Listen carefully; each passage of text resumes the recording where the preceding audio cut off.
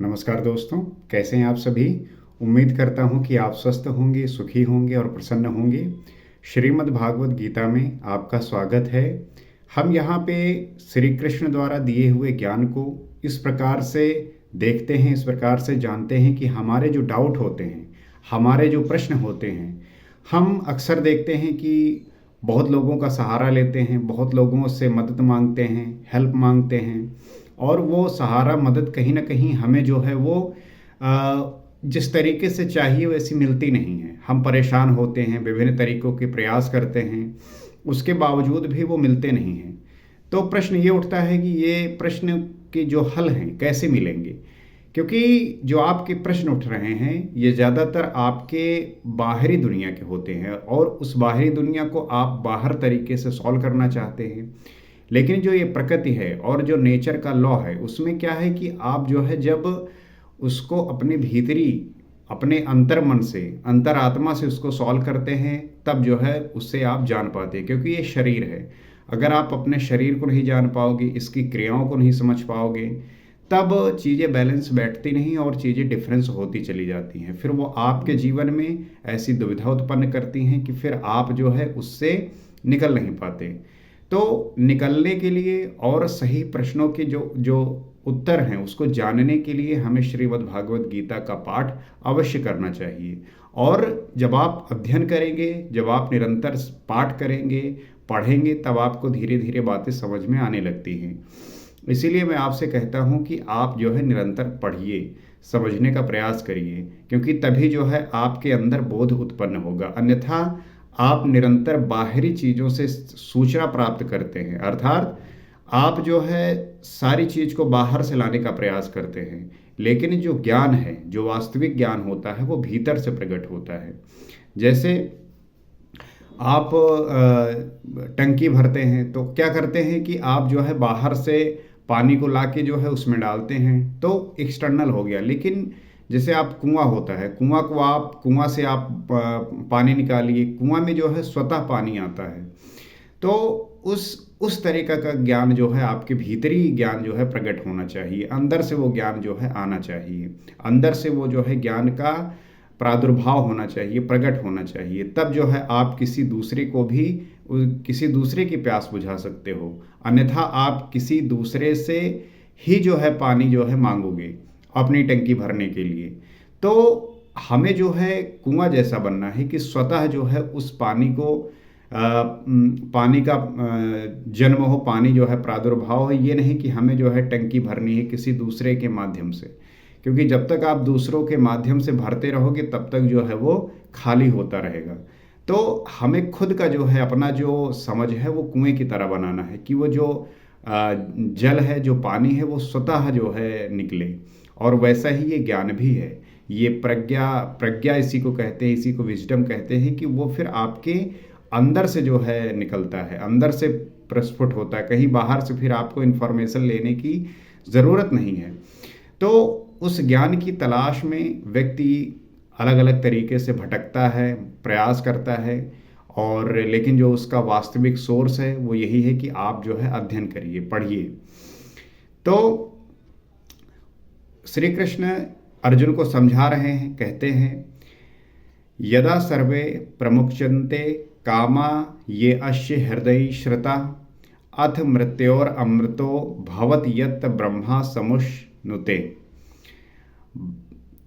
इसमें एग्जाम्पल दिया है और समझाने की कोशिश की है। ये बृहद आरण्यकोपनिषद का जो है, कठोपनिषद के उससे लिया गया है।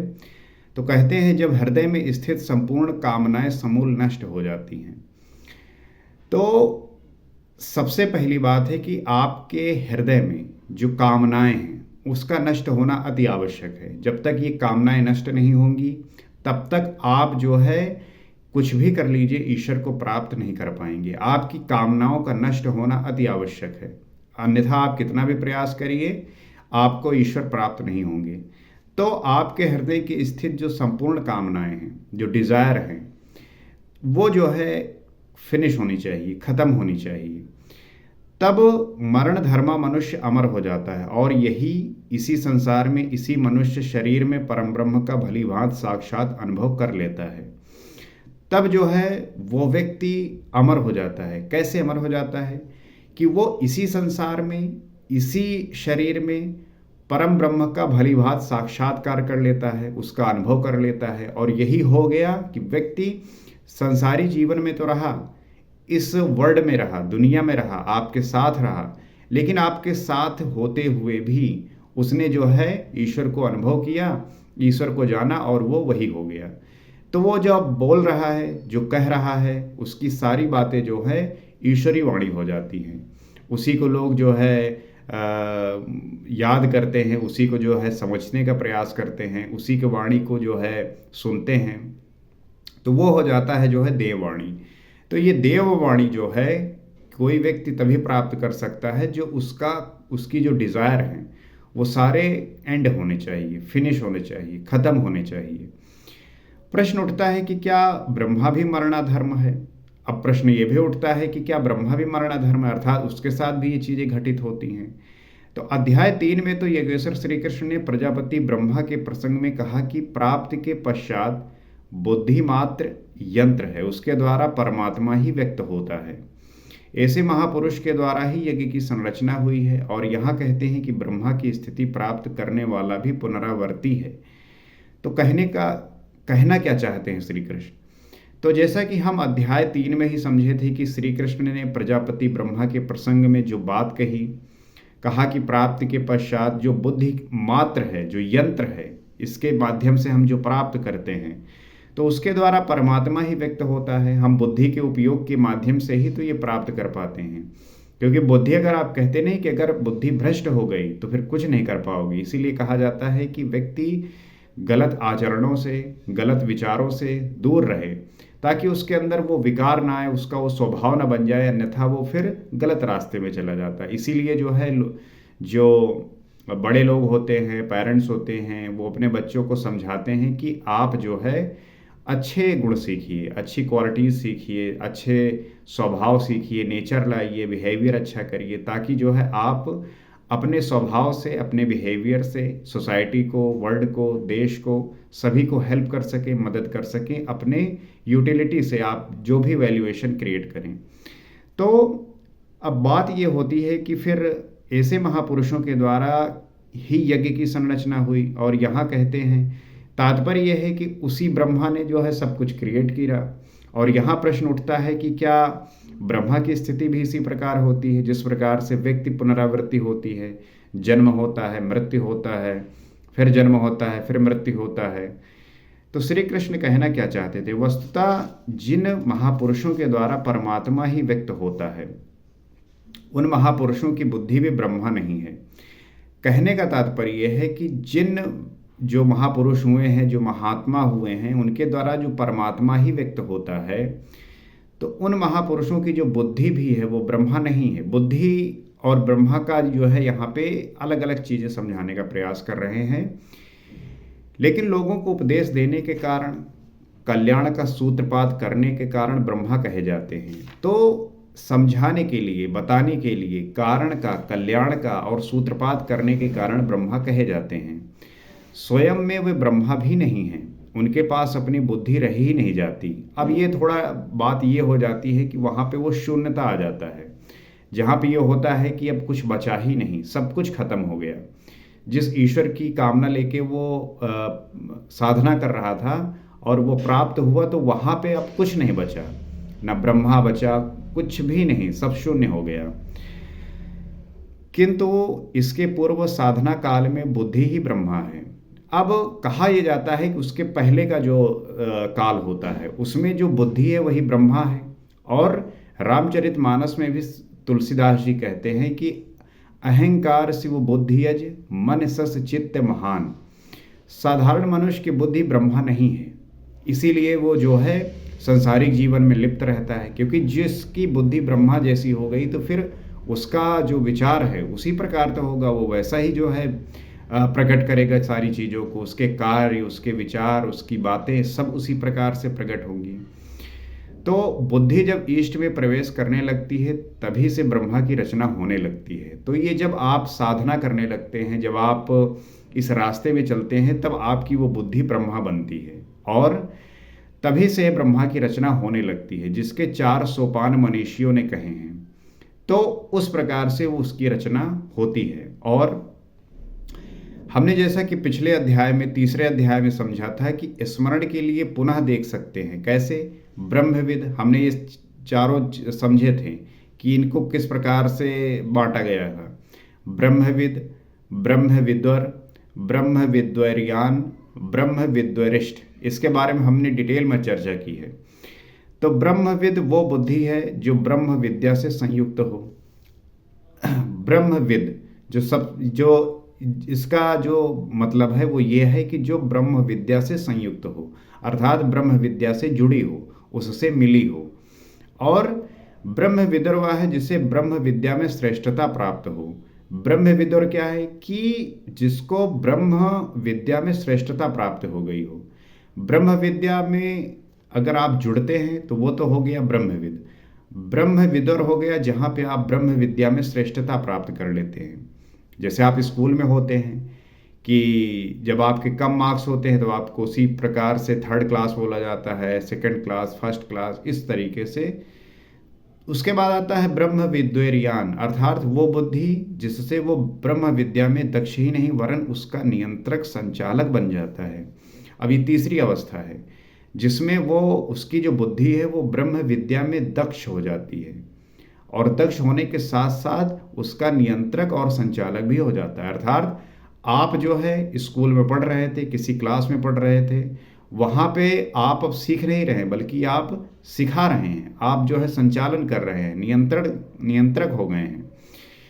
ब्रह्म विद्वरिष्ठ बुद्धि का वो अंतिम छोर है जिसमें ईष्ट प्रवाहित है। अब ब्रह्म विद्वरिष्ठ वो है जहाँ पे बुद्धि जो आपकी है वो ईष्ट में ही प्रवाहित होने लगती है। तो यहाँ तक बुद्धि का अस्तित्व है, क्योंकि प्रवाहित होने वाला ईष्ट अभी कहीं अलग है और ग्रहणकर्ता बुद्धि अलग है। तो जो बुद्धि का अस्तित्व है वो यहीं तक जो है बताया गया है, क्योंकि प्रवाहित होने वाला जो ईष्ट है अभी कहीं अलग है और ग्रहणकर्ता बुद्धि जो है वो भी अलग है। अर्थात अभी दोनों जो है अलग हैं। अभी वो प्रकृति की सीमा में है, और इस अलग होने का मतलब ही होता है कि अभी जो है वो नेचर के लिमिटेशन में है, उसकी सीमा में है। अब स्वयं प्रकाश स्वरूप में जब बुद्धि ब्रह्मा रहती है, जागृत है, तो संपूर्ण भूत चिंतन का प्रवाह जागृत है, और जब अविद्या में रहती है तो अचेत है। इसी को प्रकाश, अंधकार, रात्रि और दिन करके संबोधित किया जाता है। तो जब वो प्रकाश स्वरूप बुद्धि अर्थात ब्रह्मा में रहती है तो जागृत है, और जब वो चिंतन का प्रवाह जागृत है, जब अविद्या में रहती है तो उसी को हम अचेत कहते हैं। तो यही बुद्धि जब ब्रह्मा में स्थित होती है उसी को हम जागृत कहते हैं, कि कोई व्यक्ति जो है जागृत हो गया। और जब वो संपूर्ण भूत जागृत हैं, और जब अर्थात संपूर्ण भूत उसके जो है जागृत हो गए हैं, चिंतन का प्रवाह जागृत हो गया है। और जब अविद्या में रहती है तो वो अचेत रहता है। इसी को हम जो है प्रकाश और अंधकार कहते हैं, दिन और रात कहते हैं। यही जो है भेद है। तो ब्रह्मा अर्थात ब्रह्म विद्वता की वो श्रेणी जिसमें ईष्ट प्रवाहित है, उसको प्राप्त सर्वोत्कृष्ट बुद्धि में भी विद्या। तो ब्रह्मा जिसको अर्थात हम ब्रह्म विद्वता कहते हैं कि वो श्रेणी है जिसमें ईष्ट प्रवाहित है, और उसको प्राप्त सर्वोत्कृष्ट बुद्धि में भी विद्या, अर्थात वो जो स्वयं प्रकाश स्वरूप है जिसमें मिलाती है। तो वो जो है हम ब्रह्मा की बात कर रहे हैं। का दिन और अविद्या की रात्रि, प्रकाश और अंधकार का क्रम लगा रहता है। तो दिन और अविद्या की जो रात्रि है, प्रकाश और अंधकार का ये जो क्रम है ये लगातार चलता रहता है, यहाँ तक साधक में माया कामयाब होती है। अब यहाँ तक की जो स्थिति है यहाँ पे माया कामयाब होती है, क्योंकि जब तक आप प्रकृति से जुड़े हैं ये माया आपके चारों तरफ आपको घेरी हुई है। तो प्रकाश काल में अचेत भूत सचेत हो जाते हैं। तो जब प्रकाश फैलता है, जब आपकी बुद्धि ब्रह्म में स्थित होती है, तो जो यही अचेत भूत है यही जो है सचेत हो जाते हैं, अर्थात प्रकृति से आप जो है परे हो जाते हैं, और उन्हें लक्ष्य दिखाई पड़ने लगता है। तथा बुद्धि के अंतराल में अविद्या की रात्रि के प्रवेश काल में सभी भूत अचेत हो जाते हैं। तो उस व्यक्ति को वो अपना लक्ष्य दिखाई देने लगता है। और जब बुद्धि के अंतराल में अविद्या की रात्रि के प्रवेश काल में सभी भूत जो है अचेत हो जाते हैं। बुद्धि निश्चय नहीं कर पाती, स्वरूप की ओर बढ़ना बंद हो जाता है। यही ब्रह्मा का दिन और यही ब्रह्मा की रात्रि है। तो जब चीज़ें स्वरूप की तरफ बढ़ना बंद हो जाए, बुद्धि जो है निश्चय न कर पाए, और यही जो है ब्रह्मा के लिए रात्रि है, और जब सचेत हो, जागृत हो, तो यही जो है दिन है। तो दिन के प्रकाश में बुद्धि की सहस्त्रों प्रवृत्तियों में ईश्वरी प्रकाश छा जाता है। जब दिन का प्रकाश होता है, अर्थात जब बुद्धि जागृत होती है, तो उसमें जो ईश्वरी प्रकाश है वो छा जाता है, और अविद्या की रात्रि में इन्हीं सहस्त्रों परतों में अचेतावस्था का अंधकार आ जाता है। तो जब प्रकाश है, बुद्धि ब्रह्मा में स्थित है, तब प्रकाश है, और जब वो नहीं स्थित, आप प्रकृति से संबंधित है, तो आप जो है अंधकार में हैं। तो यही जो है शुभ और अशुभ, विद्या और अविद्या, इन दोनों प्रवृत्तियों के सर्वथा शांत होने पर, अर्थात अचेत और सचेत, रात्र में विलीन और दिन में उत्पन्न दोनों प्रकार के भूतों के मिट जाने पर, उस अव्यक्त बुद्धि से भी अति परे शाश्वत अव्यक्त भाव मिलता है।